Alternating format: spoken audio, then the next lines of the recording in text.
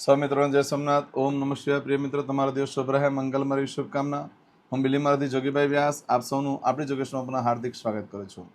મિત્રો, આજ રોજ જોઈશું આજનું શુભ પંચાંગ. આજે તારીખ છે 30/5/2025 શુક્રવાર, જેઠ સુદ ચોથ તિથિ છે. આજની ચોથને વિનાયક ચતુર્થી તરીકે ઓળખવામાં આવે છે. આજે વિવાહ પંચમી, મહાદેવના વિવાહ પંચમી છે. આજના દિવસે ઓરિસ્સામાં ભગવાન શંકરના લગ્નનો મહોત્સવ ઉજવવામાં આવતો હોય છે. આજે ભગવાન શંકરના લગ્ન થયા છે. ઘણા લોકો મહાશિવરાત્રિના દિવસે ભગવાનના લગ્ન થયા એવું બધું ખોટી રીતની વાતો કરતા હોય છે. આપણે ધાર્મિક થવા માટે આપણે ધર્મશાસ્ત્રના જે પુસ્તકો છે એમાં શિવ પુરાણ છે, ગરુડ પુરાણ છે, મહાભારત છે, ભાગવત છે, આ બધા જે પુરાણો છે એમાંથી કોઈ પણ એક પુરાણ લઈ લો અને રોજનું એક પાનું વાંચો તો તમને સાચી હકીકતો જાણવા મળશે. આજે જોઈશું આજનું શુભ પંચાંગ. આજે જે બાળકનો જન્મ થાય છે એની તિથિ ગણાય છે ચોથ. આ ચોથ તિથિ આજે રાત્રે 9:24 પૂર્ણ થઈ જાય છે અને ત્યાર પછી જે બાળકનો જન્મ થાય એની પાંચમ તિથિ ગણાશે. જે સંતાન પ્રાપ્તિ માટે જે પાંચમનું વ્રત કરતા હોય તો એ લોકો આવતીકાલે કરવાનું રહેશે. આજે જે બાળકનો જન્મ થાય છે નક્ષત્ર ગણાય છે પુનર્વસુ. ઘણું શુભ નક્ષત્ર છે. આજે રાત્રે 9:30 પૂર્ણ થઈ જાય છે. આજે રાત્રે 9:30 પછી જે બાળકનો જન્મ થાય એનું પુષ્ય નક્ષત્ર ગણાશે. આ નક્ષત્ર પણ શુભ માનવામાં આવે છે. આજે જે બાળકનો જન્મ થાય છે એનો યોગ ગણાય છે ગંડ. આ ગંડ યોગ આજે બપોરે 12:57 પૂર્ણ થઈ જાય અને ત્યાર પછી જે બાળકનો જન્મ થાય એનો વૃદ્ધિ યોગ ગણાશે. આજે જે બાળકનો જન્મ થાય છે એનું કરણ ગણાય છે વણિજ. આ વણિજ કરણ આજે સવારે 10:16 પૂર્ણ થઈ જાય છે અને ત્યાર પછી જે બાળકનો જન્મ થાય એનું વિષ્ટિકરણ ગણાશે. આજે જે બાળકનો જન્મ થાય છે એની રાશિ ગણાય છે મિથુન.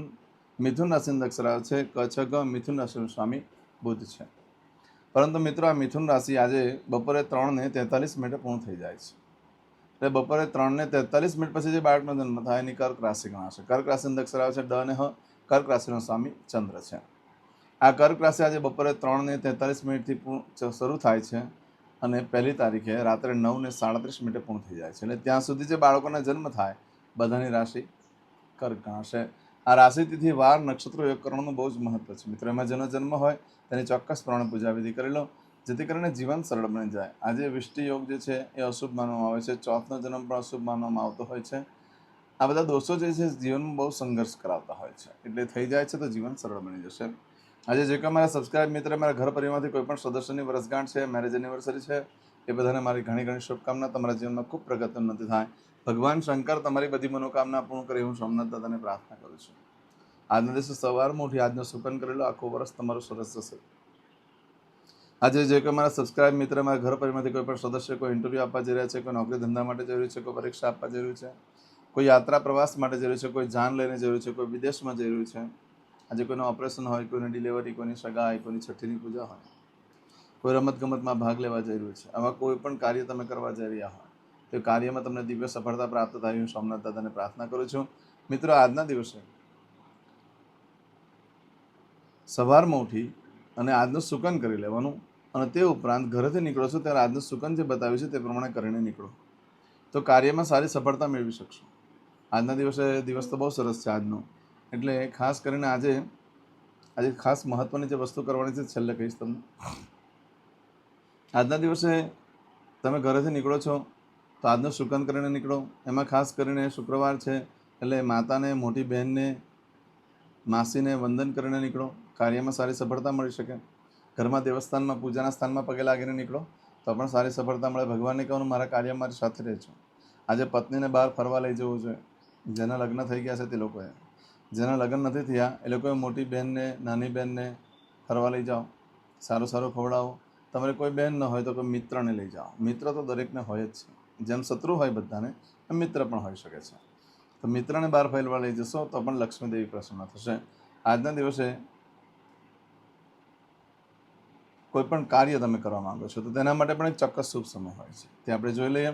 આજે સવારે 6 થી 10:30 વાગ્યા સુધીનો સમય શુભ રહેશે.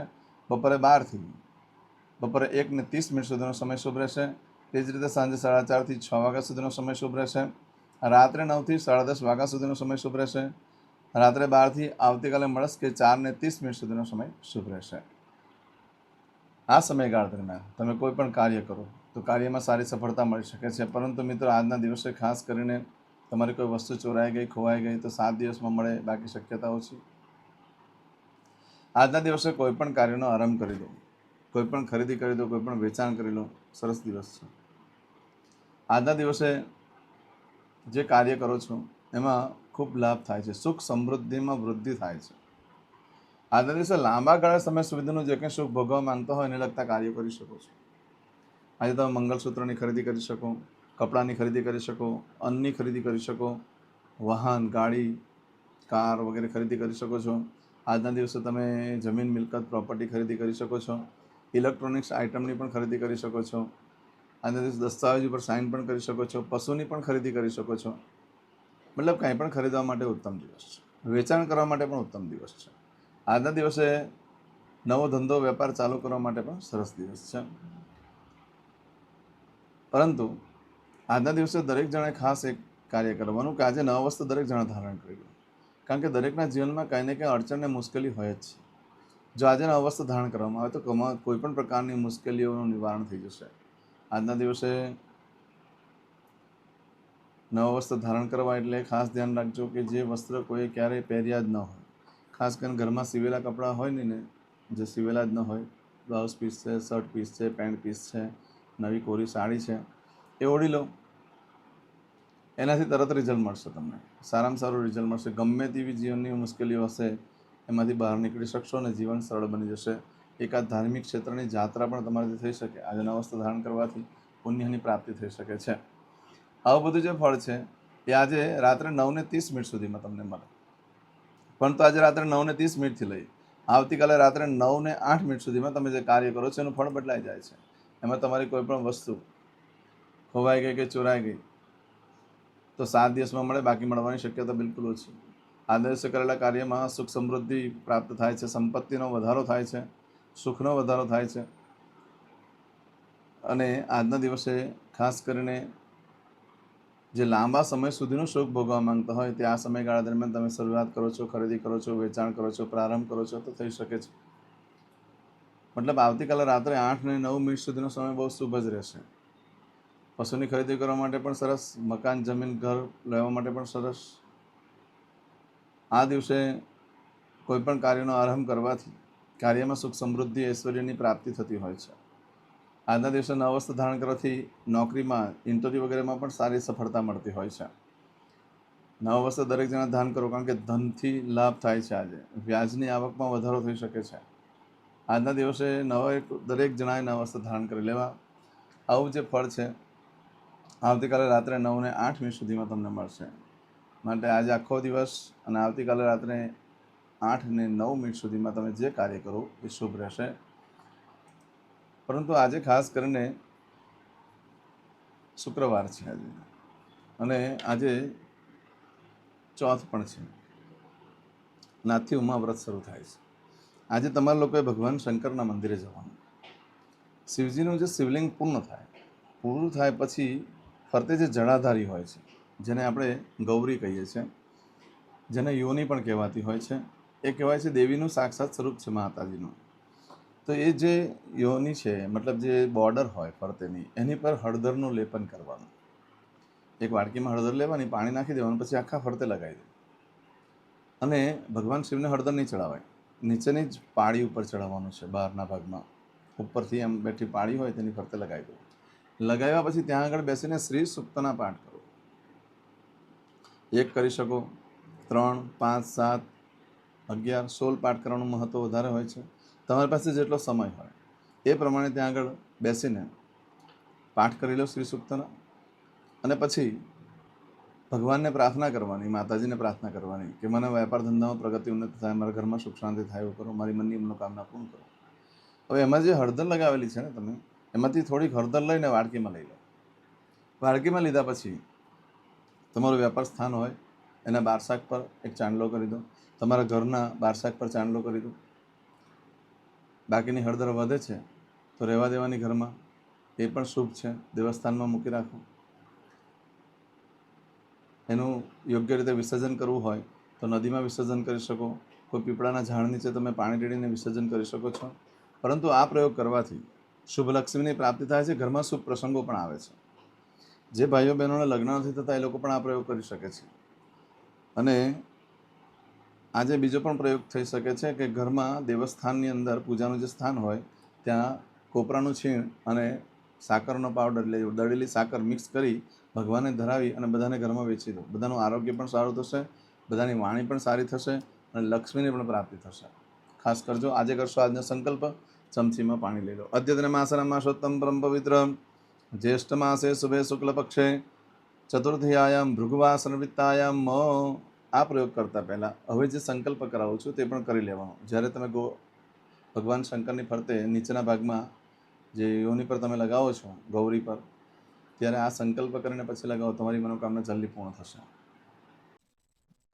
હવે દરેક જણા પોતાનું સાચું નામ બોલી દો. તમારું ગોત્ર ખબર હોય તો ગોત્ર બોલી દેવાનું. પછી બોલવાનું છે અહમ મમ આત્મન શ્રુતિ સ્મૃતિ પુરાણોક્ત પુણ્ય ફલ પ્રાપ્તિ અર્થમ અપ્રાપ્ત લક્ષ્મી પ્રાપ્તિ અર્થમ પ્રાપ્ત લક્ષ્મી ચિરકાલ સૌ રક્ષણાત્મક લોકેવા સભાયામ રાજદ્વારે વ્યાપારે વિદ્યા અભ્યાસે દેશે વિદેશે સર્વત્ર યશ કીર્તિ વિજય લાભાદિ પ્રાપ્તિ અર્થમ મમ અખિલ કુટુંબસ્ય આયુ આરોગ્ય ऐश्वर्यादि प्राप्ति अर्थम मम जन्म समय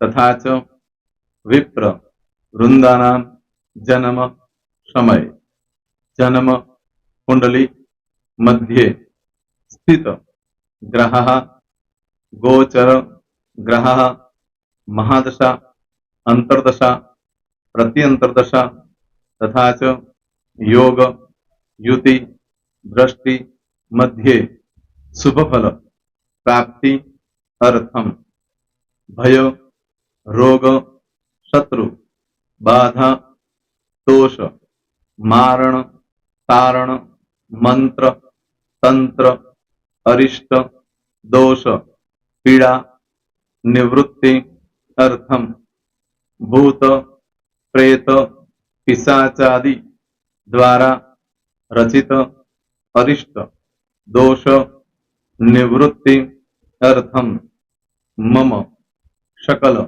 मनवांछित फल. તમારા મનમાં જે કઈ ઈચ્છા હોય તે બોલી જવાનું.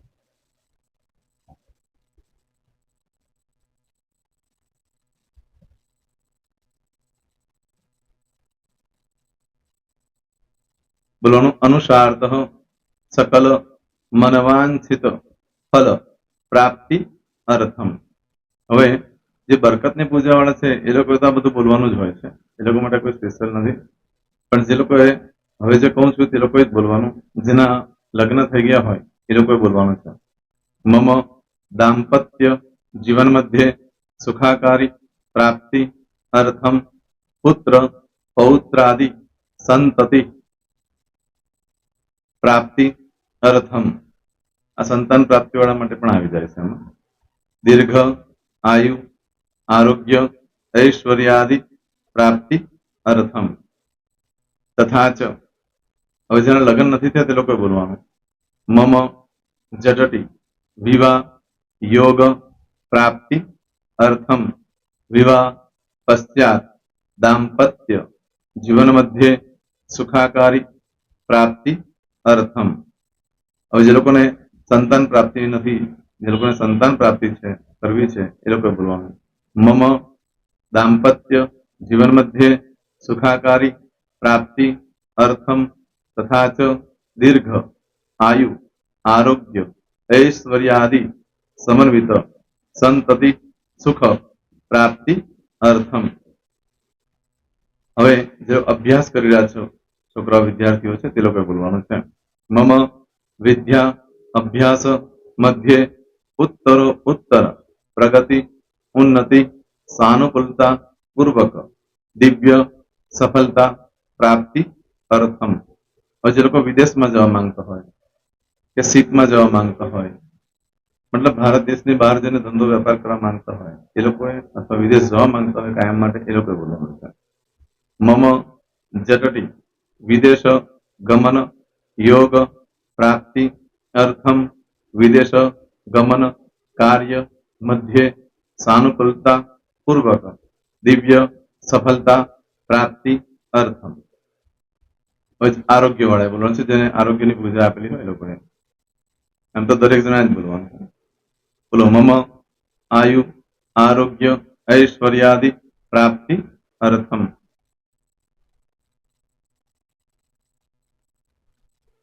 હવે દરેક જણા બોલવાનું. સકલ મનવાંછિત ફલ પ્રાપ્તિ અર્થમ અદ્ય દિને પ્રધાન દેવતાનામ નિત્ય દિન અનુસાર્ધ પૂજન અર્ચન કર્મણિ અહમ કરીશ્યે.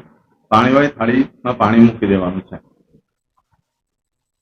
હવે તમારી બધી પૂજા જે મેં આપેલી છે એ પૂજા થઈ જાય, અથવા તો તમે રોજ પૂજા કરતા છો, મારી પાસેથી નથી લઈ ગયા, એ પૂજા થઈ જાય પછી ફરી પાછી ચમચીમાં પાણી લેવાનું. અહીંયા વિડીયોને સ્ટોપ કરી દેવાનું.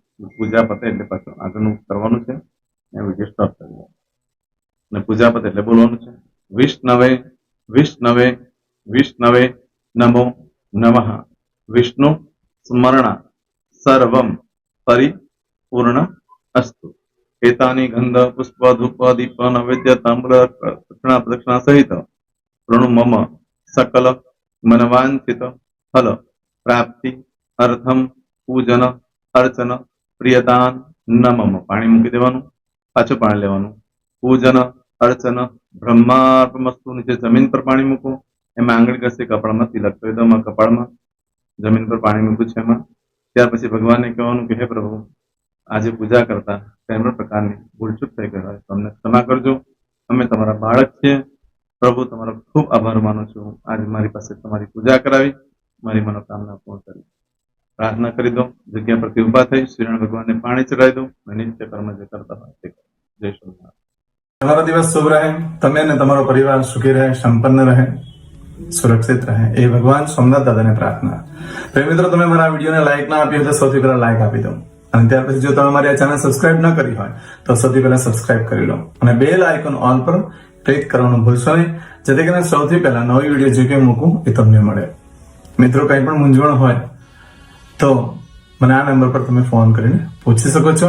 મારો મોબાઈલ નંબર છે 9825546459. મિત્રો, કોમેન્ટ્સમાં જય સોમનાથ લખવાનું ભૂલશો નહીં. ફરી પાછા નવા વિડીયો સાથે મળીએ. ત્યાં સુધી સૌને જય સોમનાથ.